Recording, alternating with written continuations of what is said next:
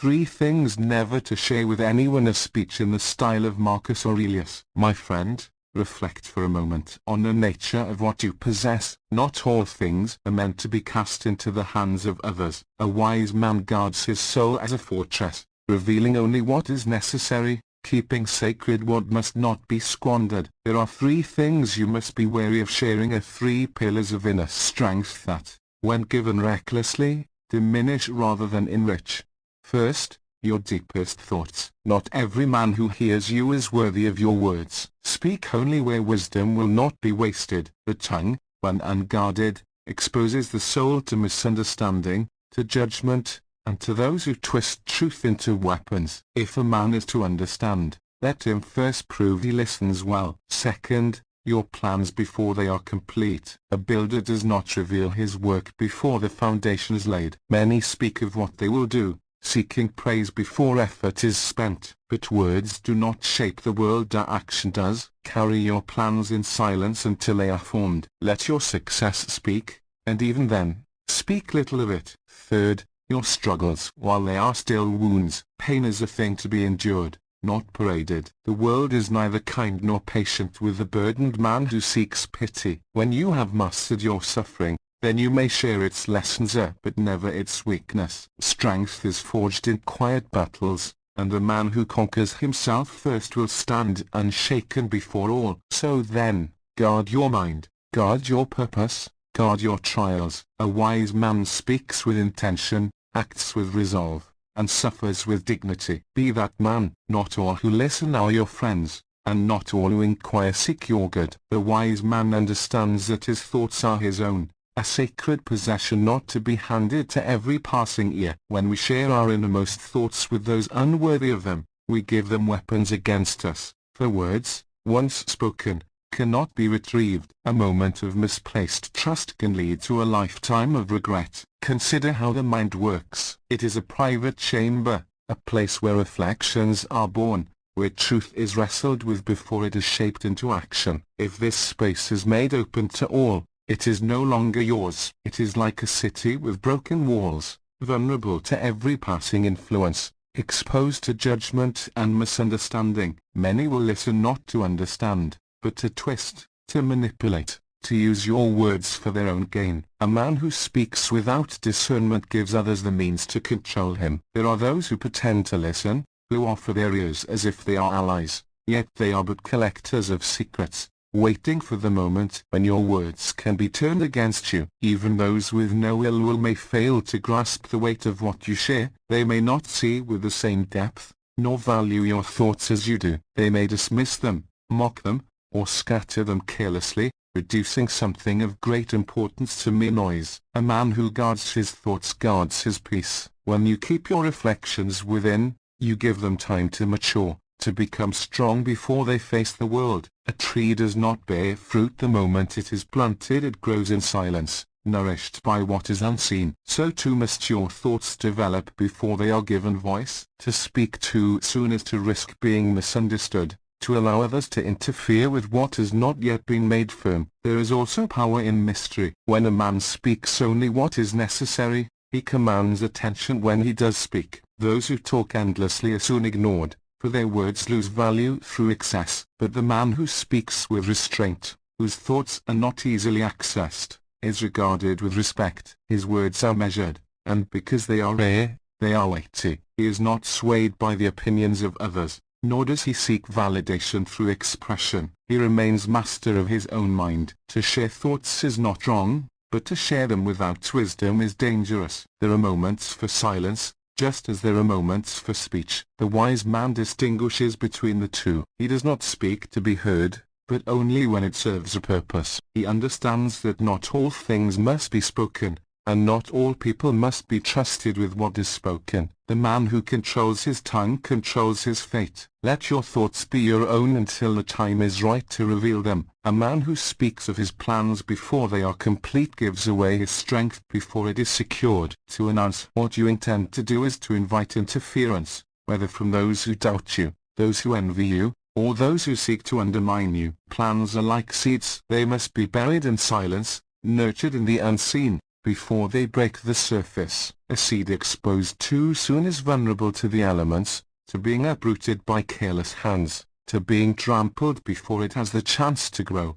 There is vanity in speaking of what has not yet been accomplished. Many proclaim what they will do, seeking praise before effort has been spent. They desire recognition without results, applause without action. But words do not build empires, nor do they bring mastery. The world is full of those who talk, yet few who do. The wise man lets his work speak for him. He does not boast of what is to come, nor does he seek validation through the opinions of others. He moves in silence, and by the time his success is visible, it is beyond the reach of those who would hinder him. Men who reveal their plans too soon place themselves at the mercy of others. Some will discourage them, not because the goal is impossible, but because they themselves have never achieved. Others will feign support, only to use the knowledge for their own benefit. Even well-meaning voices can sow doubt, turning resolve into hesitation. The path to achievement requires focus, and the fewer distractions, the better. To guard one's plans is to maintain control. When no one knows the steps you take, no one can obstruct them. When no one anticipates your moves, no one can counter them. A general does not reveal his strategy before the battle is won, nor does a builder announce the structure before the foundation is laid. The man who is wise treats his ambitions with the same caution. He does not invite obstacles by revealing his course too soon. The world respects results, not intentions. No one honors the man who spoke of great things but never achieved them. Many will listen to words, but few will believe them until they are made flesh through action. It is better to remain silent and let success be the proof. When a man completes what he set out to do without announcing it beforehand, he moves beyond the reach of critics and doubters. He becomes undeniable. There is discipline in silence. A man who keeps his plans to himself is not swayed by the opinions of others, nor does he waste energy justifying his course. He does what must be done without seeking permission, without seeking approval. And when he arrives at his goal, he owes his success to no one but his own effort. The wise man understands this. He builds in silence, moves without announcement, and when he speaks, it is only because the work is already finished. A man who speaks too often of his struggles weakens himself before others. To endure hardship is the nature of life, but to lament openly is to invite pity, judgment, or scorn. Strength is not in the display of suffering, but in the silent mastery of it. Every man carries burdens, yet the wise do not proclaim them. They face their trials as the mountain endures a storm without complaint, without seeking sympathy, standing unmoved until the winds pass. There is no honor in announcing pain, for the world is not always kind to the suffering. Some will listen, not with compassion, but with curiosity. Others will offer empty words, yet do nothing to help. Worse still, some will use your weakness against you, storing your struggles as weapons to be wielded when it serves them. To reveal one's hardship is to give others power over the most vulnerable parts of oneself. The wise man does not give such power away. He carries his burdens without display, revealing only what is necessary, and only when the time is right. Pain is a teacher, but its lessons are learned in solitude. The greatest battles are not those fought before an audience, but those faced alone, in the depths of one's own soul. To cry out in the midst of suffering is to interrupt the process of growth. When hardship is endured in silence, it tempers the mind like fire tempers steel. It sharpens resolve, strengthens will, and builds a foundation that no external force can shake. The man who endures in quiet emerges stronger than the one who seeks comfort in the fleeting words of others. There is dignity in restraint. A man who carries his struggles with composure commands respect. He does not seek approval through suffering, nor does he burden others with his hardships. He moves forward, unwavering, until the weight he once carried becomes his strength. This is the way of those who master themes so they do not cry out for help at the first sign of difficulty, nor do they surrender to despair. They face their battles as warriors, fighting not for recognition, but for the victory of the soul. The world remembers those who overcome, not those who complain. Many will face hardship, but few will endure it without seeking applause for their endurance. The wise man does not demand recognition for his struggle, because he understands that true strength needs no witness. His triumph is in his survival, in his quiet resilience, in his ability to emerge from the storm with his spirit intact. He does not need the world to validate his pain, for he has already won the battle within. The man who endures in silence knows that strength is not in words, but in action. His trials refine him,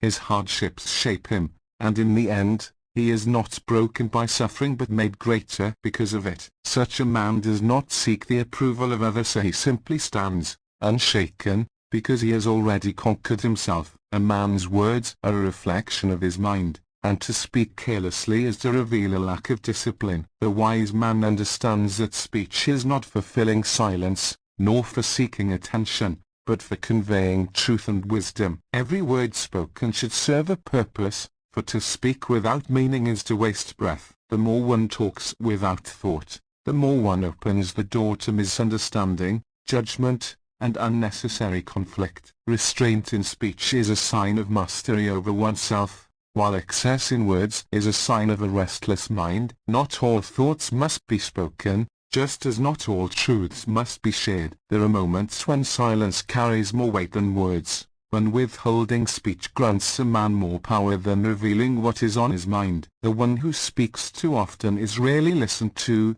for his voice becomes like the wind, always present, but easily ignored. Yet, the one who speaks only when necessary commands attention when he does. His words carry weight because they are not given freely, but with intention. A man who speaks without purpose exposes himself to folly. He reveals his plans before they are ready, shares his struggles before they are overcome, and gives his thoughts to those who do not value them. He believes that by speaking, he affirms his importance, yet in truth, he only lessens himself. The wise man understands that words should not be used to seek validation, nor should they be a tool for self-promotion. Speech should serve reason, offering clarity where there is confusion, guidance where there is doubt, and wisdom where there is ignorance. Many speak to be heard, but few speak to be understood. Vanity drives men to talk endlessly about themselves, to proclaim their intentions, to display their hardships for the world to see. But to what end? The world does not reward those who merely speak of their virtues,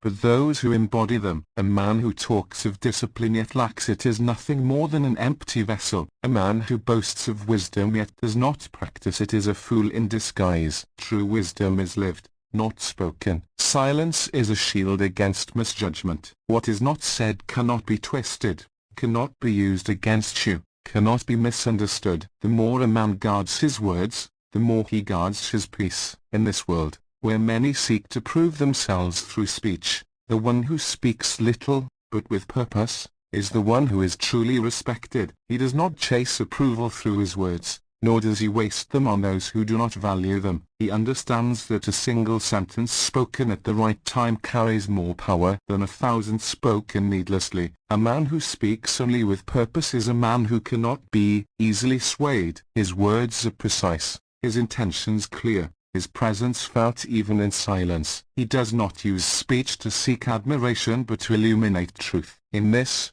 he remains beyond the reach of vanity, beyond the trap of empty words, and above all, master of his own voice. A man who has not mastered himself is a servant to his impulses, swayed by emotions, and dependent on the approval of others. He is like a ship without a captain, drifting wherever the winds take him, lacking direction and control. True strength is not found in the domination of others but in the conquest of the self. The greatest battles are not fought with weapons, nor on the fields of war, but within the mind and soul of a man. If he cannot command himself, he will always be at the mercy of the world. To master oneself is to gain control over thoughts, emotions, and desires. It is to remain unmoved by the opinions of others, unaffected by fleeting temptations, and undisturbed by the chaos of the world. A man who is ruled by his emotions is weak, for he reacts rather than acts, allowing external forces to dictate his course. But the man who rules over himself is unshaken. He does not allow anger to cloud his judgment,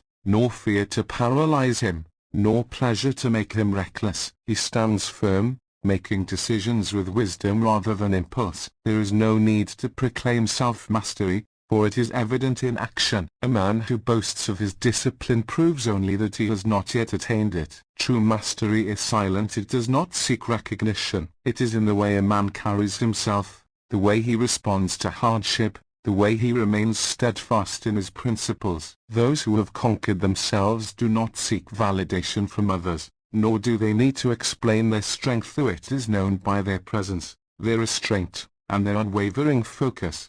To share one's inner struggles before they are mastered is to invite interference. Many will pretend to listen, some out of curiosity, others to use what they learn for their own advantage. But the path to self-mastery is a solitary one. No one can fight your battles for you, nor can they carry the weight of your discipline. A man must walk this road alone, in silence, without seeking applause for his efforts. He must confront his weaknesses, his fears, and his doubts with courage, knowing that victory over the self is the highest form of conquest.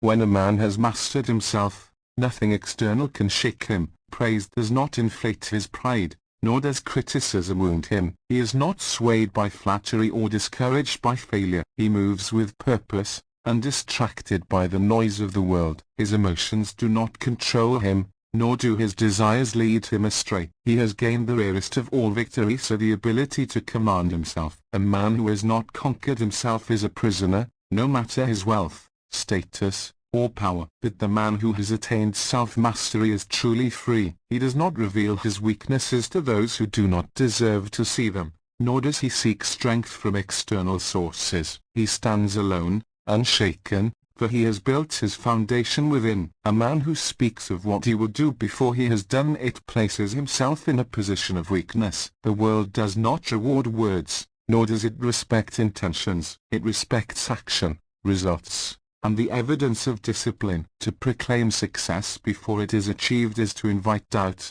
distraction, and opposition. Many will listen, but few will believe until they see proof. The wise man understands this and does not waste time announcing what is better demonstrated in action. He moves in silence, allowing his achievements to speak louder than any words ever could. A promise carries no weight unless it is fulfilled. Many speak of great things, but few follow through. They declare their ambitions, expecting admiration for mere intent, yet in the end, they remain where they started. The man who constantly talks of his goals, seeking validation for them, accomplishes little. The one who works in silence, focused on execution rather than recognition, surpasses them all. The world is filled with empty words, but it remembers those who act. There is power in restraint. A man who keeps his efforts private is not burdened by the opinions of others. He does not invite unnecessary criticism, nor does he give others the chance to discourage him. The moment a goal is spoken aloud,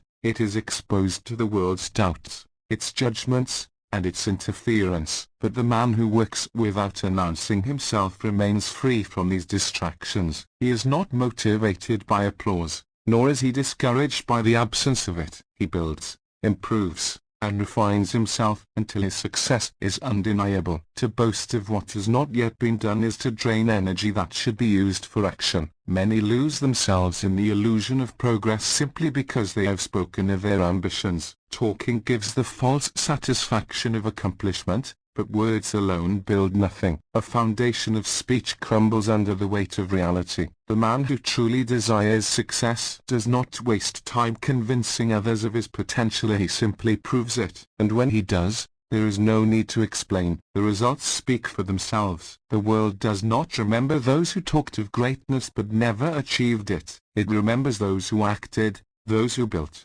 those who let their work define them. It is better to be underestimated and exceed expectations than to be overestimated and fail to deliver. When a man lets success speak for him, there is no argument, no debate, only undeniable proof of his effort. A man who is truly great has no need to announce it. He does not seek validation through words, nor does he waste energy proving himself to those who do not matter. He moves with quiet confidence, allowing his actions to build his legacy. When he has achieved, the world will see, and when the world sees, it will respect him not because he claimed greatness, but because he became it.